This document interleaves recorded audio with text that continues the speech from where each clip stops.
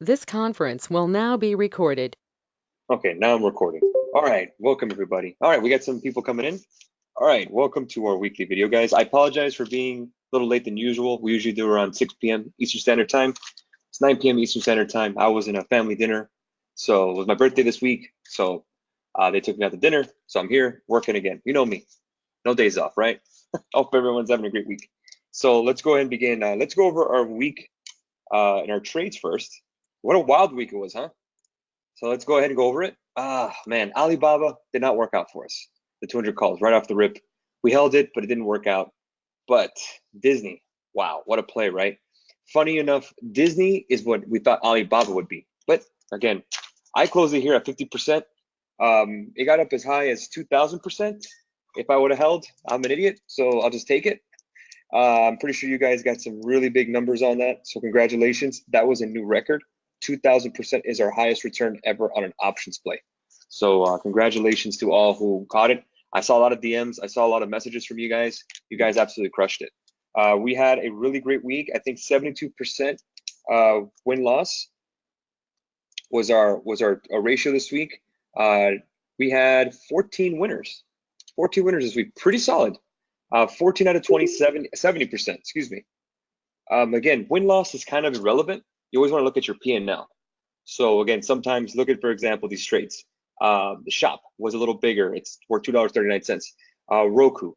So again, if you kept the 2 to 4% rule, they would outweigh the Boeing loss. Looking for example, shop, big cost on the call. So again, we only took that for a 21% loss. If we would have held those 310s, man, we would have made money on it, nice money on it. And we did get back into shop to 320s and made 44%. So we made it back. So that's good news. So don't go by the win loss. Obviously, just for our signals. The main thing you want to go by is your P&L. So pretty much the ugliest loss on the board we had was Netflix, and we took a 60% haircut on it on the puts for the most part. But again, big winners on Shop, Roku, Disney, of course. Roku a couple times this week. What, one, two, three, 4 times this week? As you can see, we kind of see a pattern here, kind of hitting the same names as always. There's a reason why we do that. It's the volume, guys. Those kind of options always move, and we always want to catch that either direction that they go. So congratulations to everybody, and our new guys, don't worry, you're going to go ahead and get these as well. So pretty solid stuff. Look at the runners. Facebook, a bag. Roku, a bag. Disney, 2,000%. Well, that's 1762. Roku, 169, and Roku, 100%. I mean, every Roku trade we had was a winner. Pretty great stuff. Let's go over what we have for economic reports coming up on Forex Factory. Let's see if I can bring that up here. All right, so Monday, monetary policy meeting minutes, Aussie, nothing for the United States other than the NAHB housing index. I don't care. Tuesday, building permits. Again, those are leading indicators for housing. Not really affect us. Wednesday, we have the FOMC meeting minutes. So the last meeting that we had a quarter point cut in rates. That was in October. And the FOMC meeting minutes will give us a little more insight if we're going to get future cuts. We're not going to get any cuts in December, so don't expect that. I think that's pretty much priced out. We're not going to get that. But again, we can start getting to see if the Fed is meeting inflationary targets, and maybe we'll get an extra cut in January, if not February. Maybe there's another cut coming next year. Maybe not anymore. I don't think we're going to get any more. We're going to get any rate raises. But again, it's good to see what the Fed is saying regarding inflation and future cuts and economic policy. So that's on Wednesday at 3. Thursday, we have existing home sales, not really much.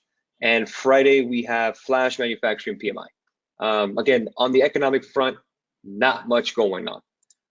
But if you look at our Instagram, I can't really bring up Instagram on the computer.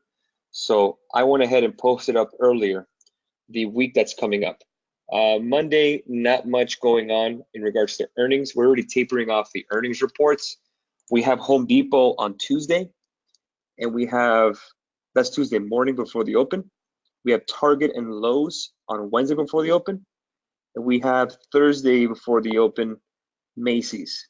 So we can take a look at, those are pretty much the only 3 names that I can maybe want to look at. Let's go ahead and set some targets for them. Let's go ahead and bring up Home Depot first. Home Depot pretty much range bound the hourly chart. I would like to see if we get a break above this level, 238.59. If we do, maybe we can play some calls. And if we go ahead and break down below the 100-day moving average, which is the last, kind of below the last support, right above the last support, 232.92 will be my break below. So feel free to put these alerts up so we can get back in. The blue line here, guys, just in case you don't know, is the 100-day moving average. The yellow line is the 200-day moving average. So that's Home Depot. Again, don't want to predict. We just want to go ahead and react. Target, same thing. I'm going to go ahead and put alert right above 113.80. What was the recent high? Then the next level, I'm going to put the support at. You could put the support right around here, 107.81, right below the last kind of consolidating wick candle right here. That'd be a good level. Obviously, 105.91 would be a little too wide. I think right around here, 108 seems to be that bounce level on the 12th of November.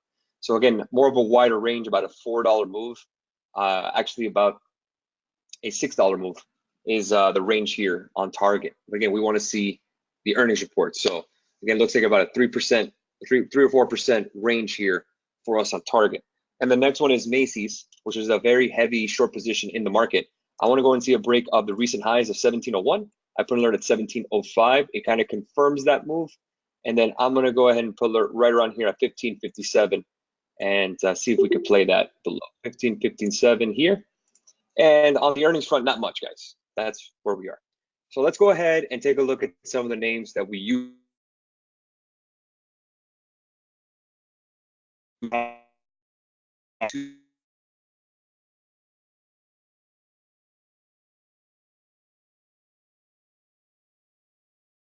Or Tuesday, we Disney running, and I've had some questions on that. Yes, we are seeing a fade.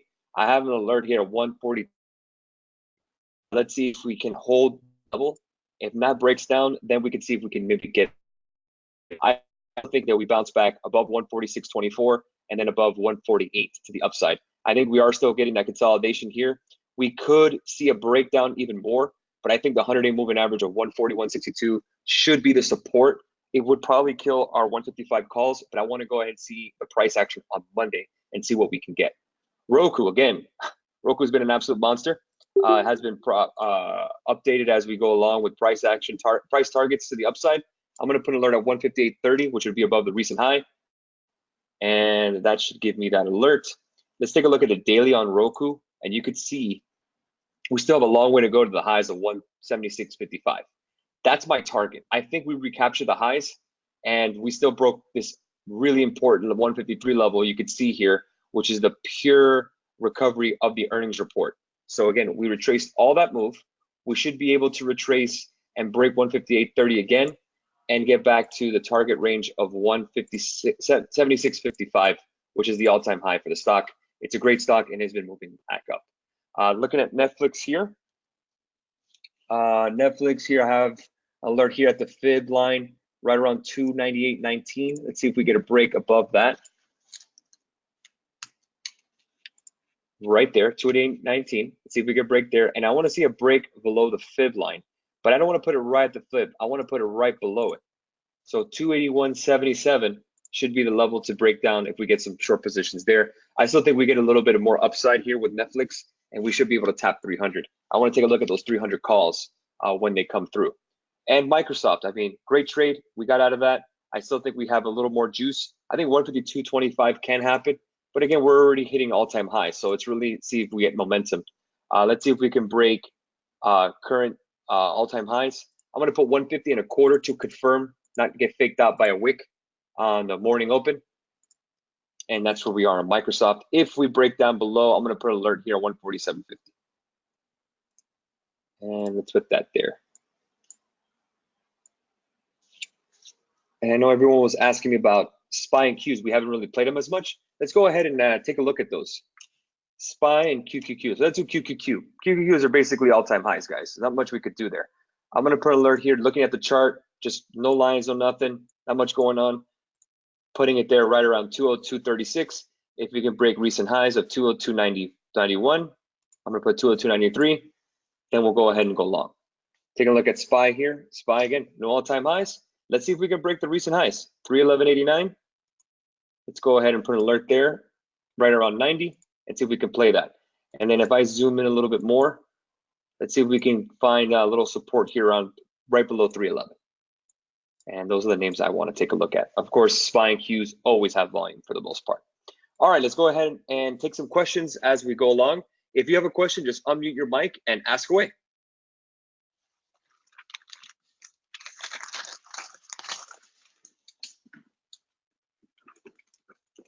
Any questions out there, guys?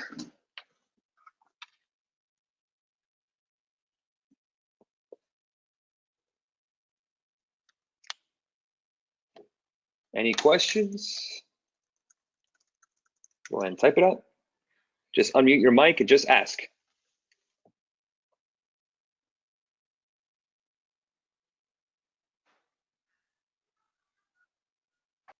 Yo, what's up, Carlos? It's Kevin. Hey, what's up? Hey, Kevin, what's going on, man? Nothing much, man. My question is, how do you leverage like 2 weeks ago, right?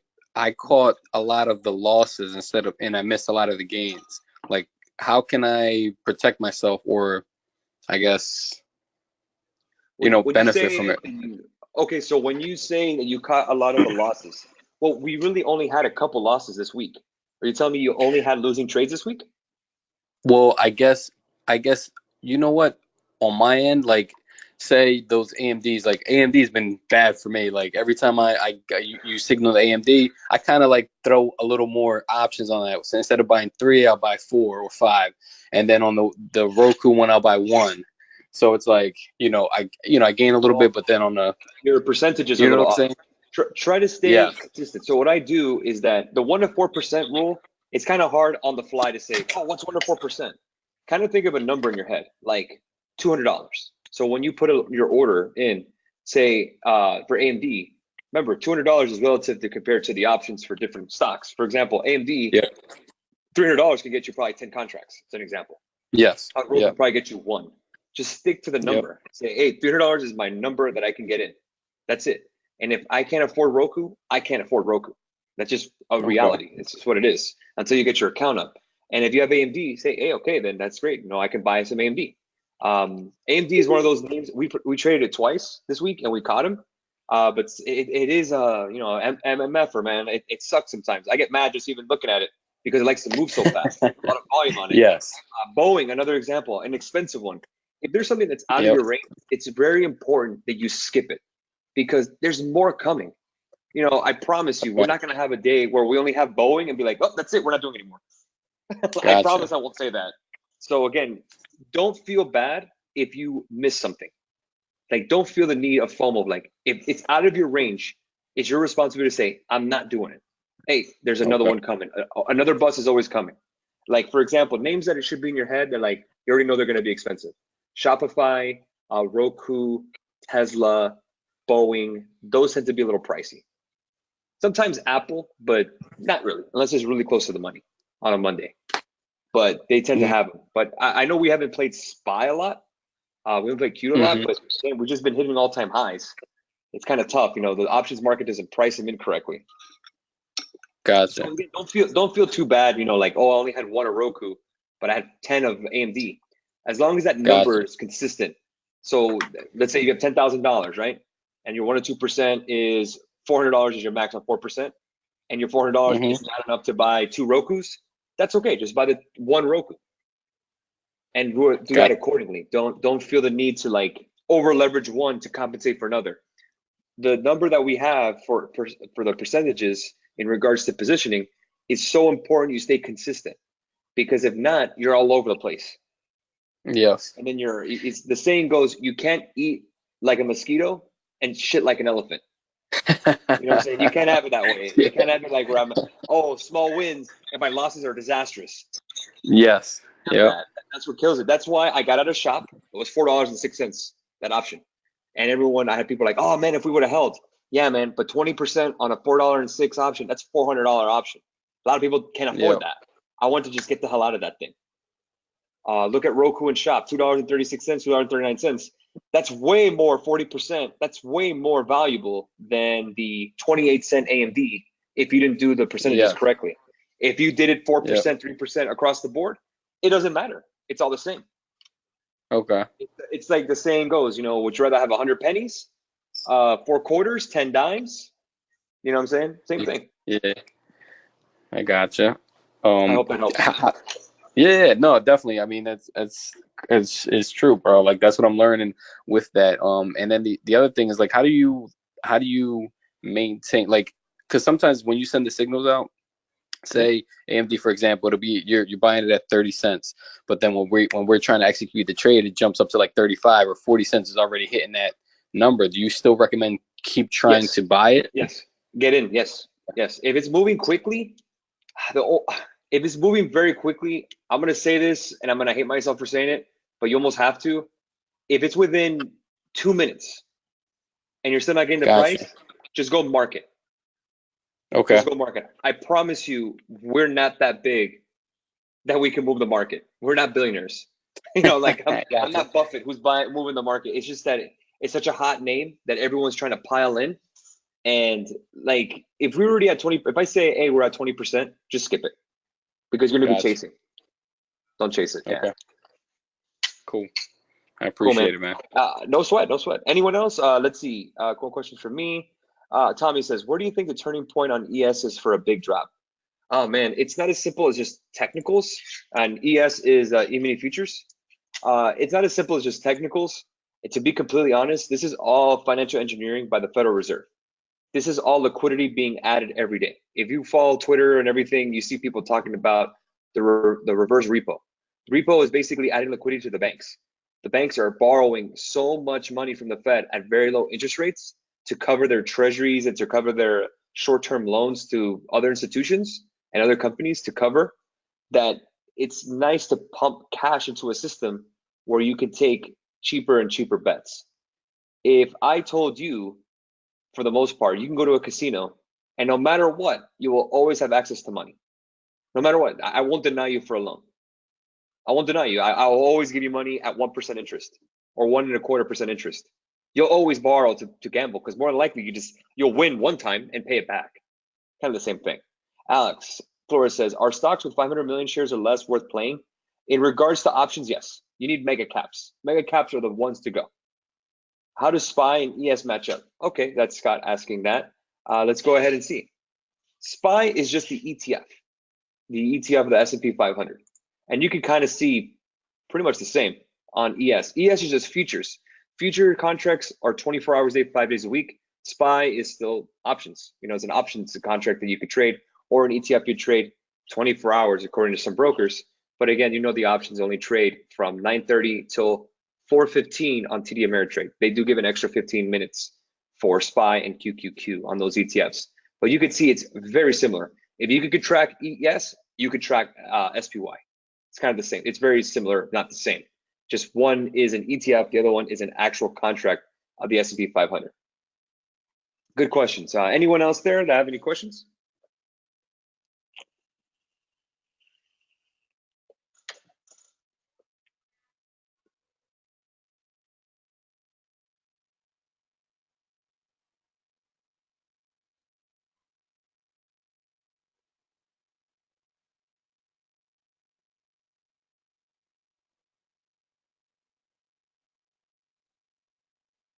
Anyone else? Any other questions, guys?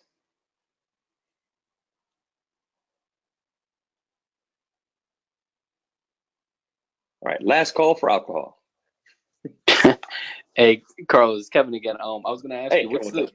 what do you think the best way to continuously learn this? Because realistically, I don't really know too much about this, and I'm just going About options? really, yeah, yes, and I'm just going off your signals. So, Okay. like, what do you recommend? Well, we have different things you could do. We have our video course. I don't know if you've taken that on GR Capital Training. If you're more of a self-learner, that's one way to do it. Another way to do it is to self-learning is the GR Capital Training, which is our training videos on your own pace. And there's also other resources like Investopedia. Investopedia will really kind of go over a lot of things with you. But again, it's self-learning. And also we teach one-on-one. Again, I don't want to turn it into a sales pitch. This is just a conference for us to talk, but we teach you everything step by step, and we walk with you on every single trade. So if you make a trade, you talk to us on WhatsApp and you say, "Hey, man, why did you get into this trade?" We go over it with you during real time on why we got in. It's kind of tough to do that for everybody because time is such a factor. I get people asking, hey, Hmm. why didn't you send this chart for this trade? I'm like, what's more important, profit or learning right this second? Let's get you paid first, and then you can ask me whatever you want. But when it's Hmm. teaching, we could do that. It's just on the fly when we have a lot of people paying for signals. It's kind of difficult to differentiate the prioritization of getting you paid because not everyone wants to learn. They just want to get their money, which is totally understandable. That's what you pay for, and teaching. So again, that's why I have a separate chat for teaching each student one-on-one. Because if you have a question, it doesn't take away from the trading. It's something that we can answer on the fly. And of course, the chat gets already crazy as it is Yeah. with everything Yeah. going wild, you know. Yeah. So let's see. Tommy says, Kevin, listen, hey Kevin, TD Ameritrade also has a course on options. It's a good course, but not necessarily the same as what we do here, but it's still good to take. Yeah, I mean, if you Okay. want to take a look at TD Ameritrade, they have a lot of great resources. If you want to do like iron condors and put spreads, we don't do that because we do momentum. So again, there's many ways to skin a cat. Okay. So that's what I always say. If you don't like our ways of doing things, that's completely understandable. I don't take that personally. There's people like the Nigerian brothers on CNBC. They trade options completely different the way I do. We do pure momentum. Get in, get out, move on. There's guys who write contracts and they just collect the premiums and then they have a put option against it. So that's called a put option spread and they just collect Yep. premiums. You could Yeah, I do did see that, but that. again, that's margin. So it's a whole different ballgame. We don't use margin on our stuff. No borrowed money. You can just do this with cash, which keeps you away from PDT rule. Gotcha. Which is the number one question. So again, the one-on-one teaching is available to you, Kevin. If you are interested, feel free to shoot me a DM and we'll go over it.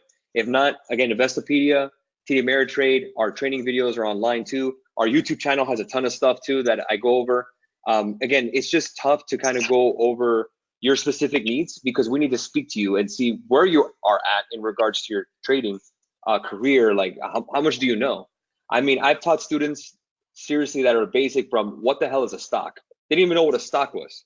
And I had to go from scratch from the beginning. Like, what's a chart? What am I looking at?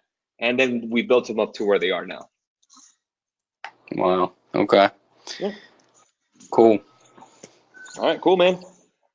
Any other questions there? Thanks for the question. Anyone else out there have any questions before we do last call for alcohol?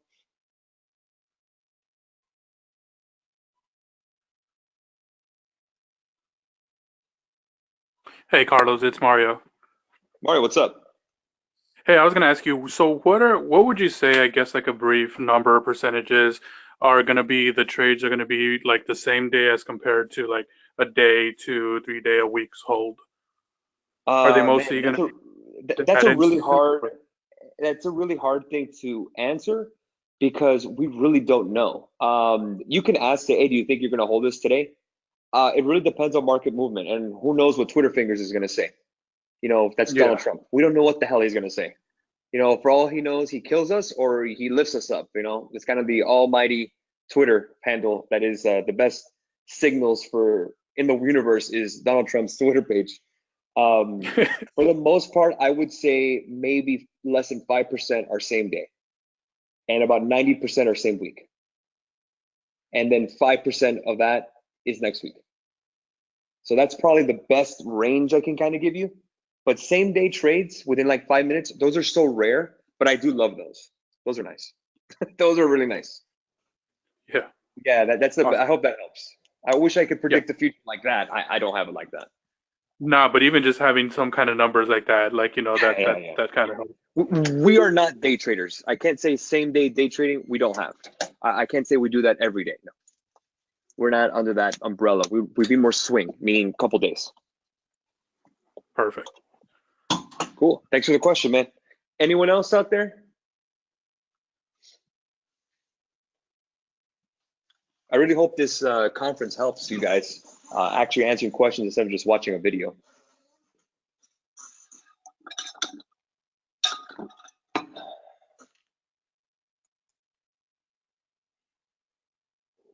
Anyone else?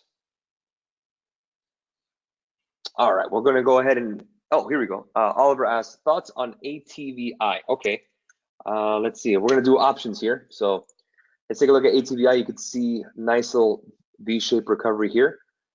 It should be able to fill this gap to around 54.29, which looks very interesting. See this gap here. 54.29 looks like it should be filled. If we take a look at yesterday's numbers of options volume, let's see what the 54s look like. This will be for next week. Yeah, not much volume. Volume is not there for us to play it. I mean, that could change for next week. So let's keep an eye on it. I mean, if we should open above 50, if we get around 54, we could probably get into some calls and see if we can get down to 55. But again, just not a lot of volume, and we really don't want to risk money for something that doesn't have volume. Scott asks, how far do you think the market will move when a finalized trade deal is announced? You think a deal is already priced in? No, I think it's actually pretty genius from the administration what they're doing. They can't announce a real deal, because if they do, then I think it's going to be a sell news event where everyone's just going to sell stocks. And since it's already done, what other catalyst will we have moving forward? It has to be something to look forward to. So why don't you just split it up into 3 phases, kick the can down the line, and keep that optimism going? So sometimes it's a saying is like, the expectation of good news is nice, but the good news is not that great. So, I mean, I don't think it's priced in yet, no. I think we have a little more room to run. Anyone else?